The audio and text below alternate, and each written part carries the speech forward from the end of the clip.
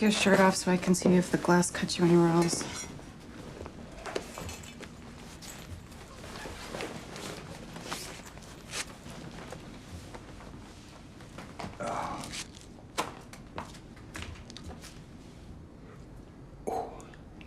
You okay, tough guy? Yeah. Okay. All right, what's the prognosis? Am I gonna live? Unfortunately, yes. Thanks. You're welcome.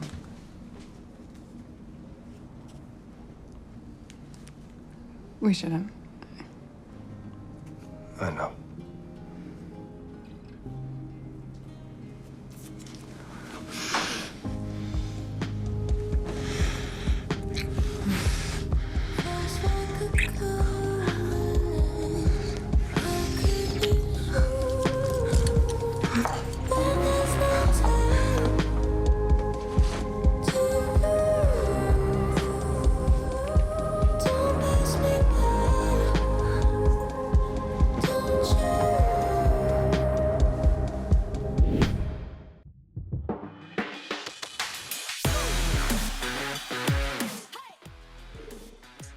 I remember my reaction to that script.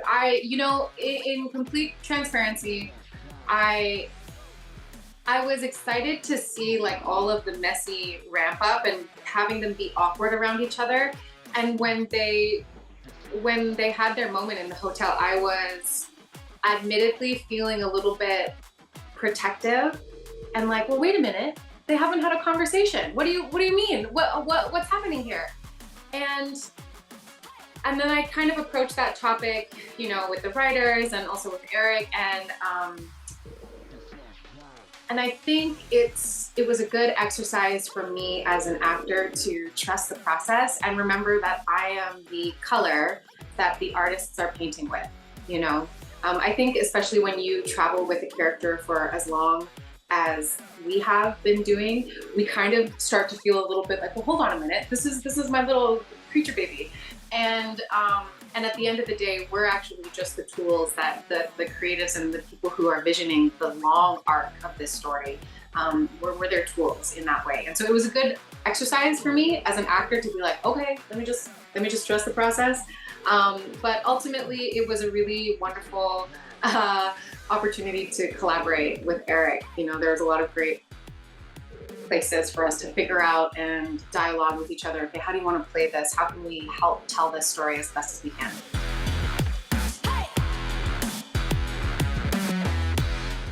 I think, if I recall correctly, I think the way that I felt, it's the compulsion, it's the irresistibility of a connection that exists there. And even though she is very career-minded in this moment, there's privacy, there's proximity, and there's just like the knowledge of what exists there.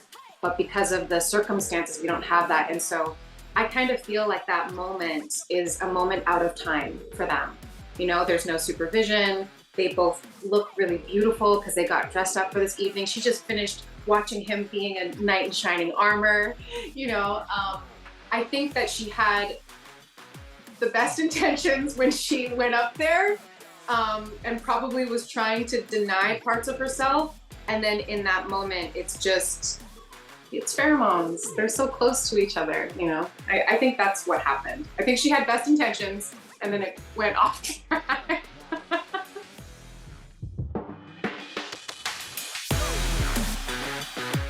I'm very curious to know what that will look like in the final shot. We did have a few different versions of how she got up, how she reacted to what he was saying.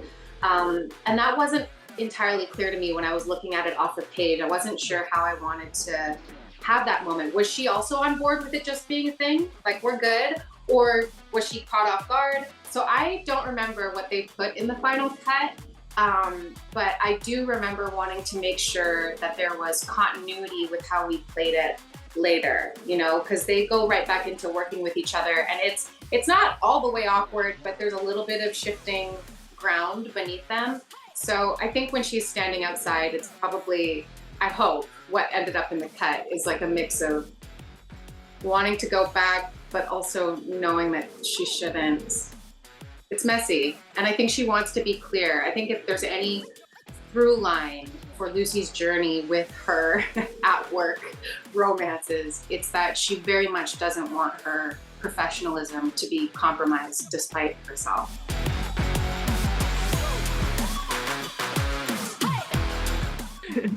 Forget that I even know anything that happens. Like, even if I knew it only there, I'd be like, come on, girl, what are you talking about? But again, I think that's a big part of Lucy's character. Like, she's aspirational and she wants to align herself in a virtuous way and be in integrity with her profession. Yeah, so I'm sure she's like saying stuff and she really means it, but whether or not, she's still a human, you know, she's still a human being. And that's one of the things I love about her. She's not some, what is that word I'm thinking of? You know, like the big column. She's not just some statue that exists as an archetype. She's flawed, and I love that about her.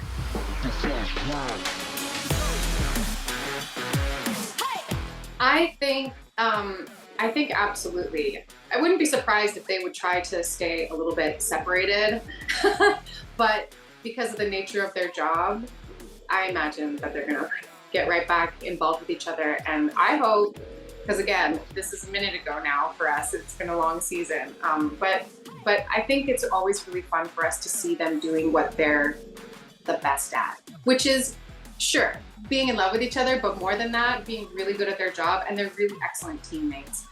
So I'm hoping to see more of that, and I hope that the audience enjoys more of that dynamic between the two of them.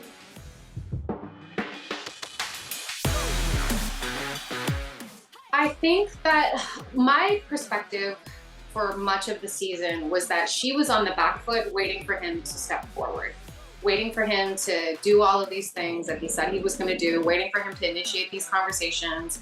And at the same time, you know, after I dialogued with Alexi about what was going on in the scripts, it was really important to him that she had agency in these situations and had kind of like was reclaiming her power and connecting with him when she wanted to on her terms because of how everything ended. And also to that point, that because Bradford knew that he had really messed up their threads of trust, you know, in how he departed their relationship, that Bradford was also on the back foot waiting for her cue. So I do feel like there's a little bit of both of them kind of sussing each other out, trying to figure out, well, what are you going to do? How are you going to be with me? But ultimately, when they're at work, all of that stuff, it kind of reminds me of athletes, you know, like when you walk onto a court or you walk onto the field, whatever it is, check all your business at the door and just come in and do your job and do it as well as you can with your teammates. And I really appreciate that about the two of them.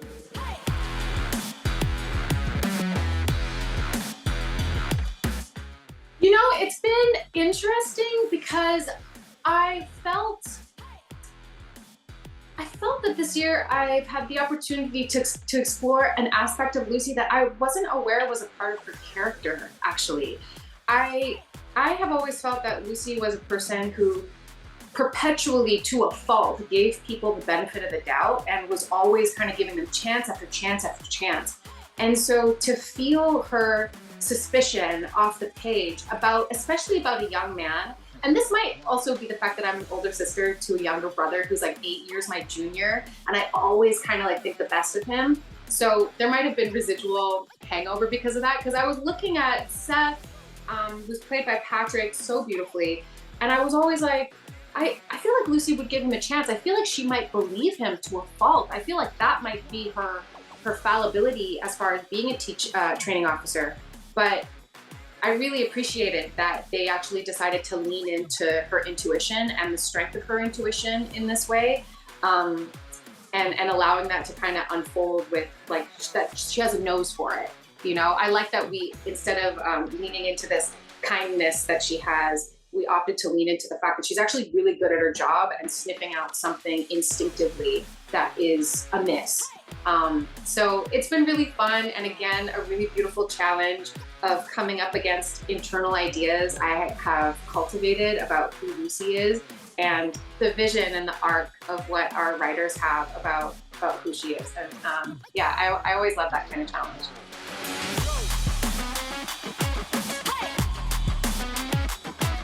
So much of when that was happening, my internal orientation to it was that she wants to give him the benefit of the doubt, but like her gut and everything she's seeing is telling her otherwise. And so there's this constant like inner conflict that's happening. And it's hard because, you know, Patrick's got such a sweet, charming face, and the way he plays it is so endearing and sincere. And then he goes and you're like, why are you lying? So I think the casting was exceptionally on point because I feel like the audience gets to go along on that journey with Lucy of the confusion and going, wait, I think, no, he's great. Wait, no, hold on a second. I think he's lying again. So yeah, I think the whole dynamic has been really sweet to play. I've had a lot of fun with it.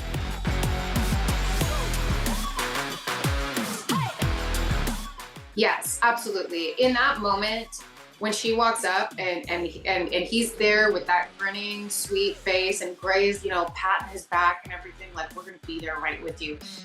It's an impossible situation because she feels like he's lying, but how do you accuse someone of lying about having cancer without looking like an absolute off the rocker, insensitive human being? You know, so it's a wonderfully impossible situation, especially for a character like Lucy.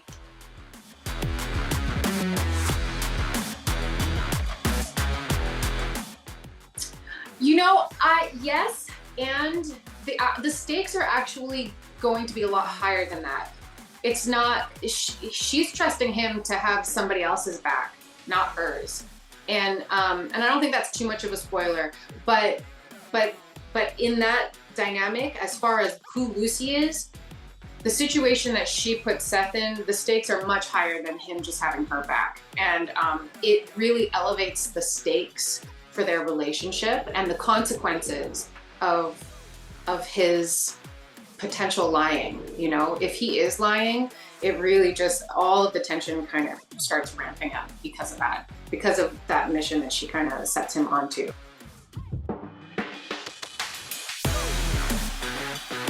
Yeah, well, I mean, that'll be the interesting thing, right? It's like, leaning back onto the fact that they are such good teammates and she trusts him implicitly as a mentor outside of it. Like that is the origin of their relationship. You know, just even though she has never felt that his methods were maybe always pure, she has always respected his capacity and his opinion and his insight in these ways. And so, yeah, it'll be interesting to see who she ends up leaning on. I don't think it's a spoiler to say that part of their dynamic is not damaged because of that.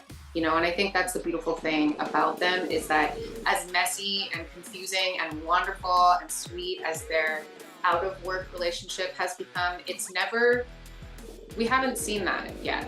Although that's an interesting thing to play with. Like, I wonder if it ever would. But so far, it hasn't affected the way they work together. And I think that's really important as far as the underlying tenets of who these people are, who we know them to be. They're good at their job and they know how to compartmentalize those things. And that's a really important part of being a first responder. From everything that I've heard, you know, we have a couple of people on our writing team that used to be in the force, and being able to compartmentalize is essential. And I think Lucy in particular is going to be really good at that because of her background and the way that she really took to undercover work as well. Like, she knows how to section things off.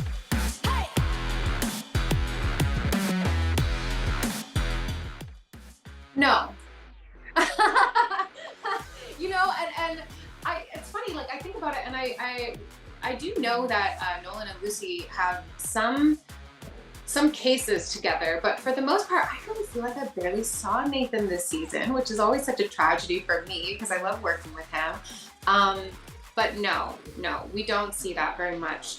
His world is kind of, I mean, our cast is getting so big, and so the people he leans on are kind of in the other space over there. But as a team, certainly we're always there supporting each other.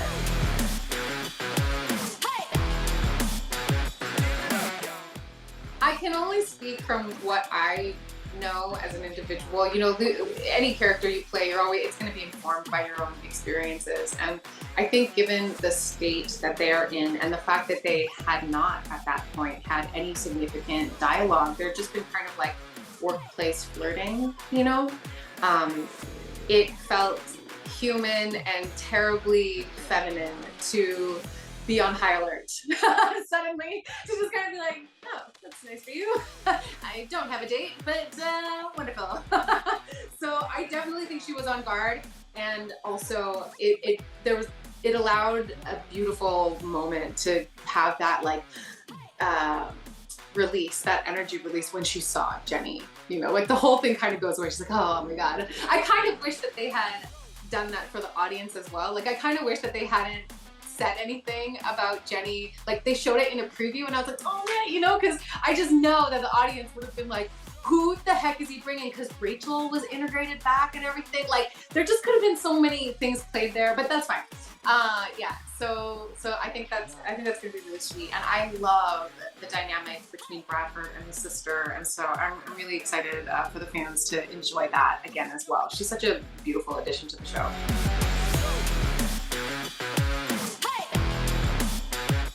I think it affected me a little bit more deeply in the earlier seasons when almost everyone was still in their cop uniform and we hadn't really done press events together yet. To kind of like see the contrast. It's always so amazing to see everybody really dolled up, and also exciting to see our hair and makeup team and our wardrobe team get excited and to see the way that they express their artistry. Because a lot of the time it's like, you know, we're still in our costume, we're still in our cop uniform with our cop bun, and it's the same stuff that we do every day.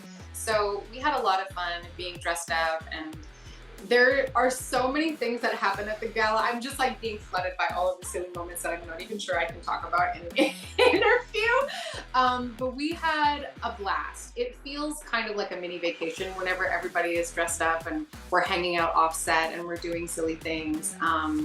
Yeah, we have so much fun together. And as far as like the I wouldn't even say awkwardness. I mean, Eric is such a pro, and anytime we have to do scenes like that, it's super professional, and it is the absolute complete opposite end of the spectrum of what you see on camera. Like what looks kind of sexy and like titillating on camera, to film something like that is so not sexy. It is like the opposite, complete opposite of sexy. You know, it's like, okay, I'll do this here and you do that. Can you see if I move my face here for the camera? And there's all these people standing around and they're feeling awkward because they want to be respectful, so they're like looking away, and it's just kind of silly. But yeah, I really hope that it looks beautiful, and that that the story that we're trying to tell comes across, which is that in that moment, you know, two people are just irrepressibly drawn to each other in that moment, despite themselves. And I think that's always a very kind of like makes your chest feel tight. You're like, it's the stuff of family, you know? It's the stuff that every girl's like, that might be nice.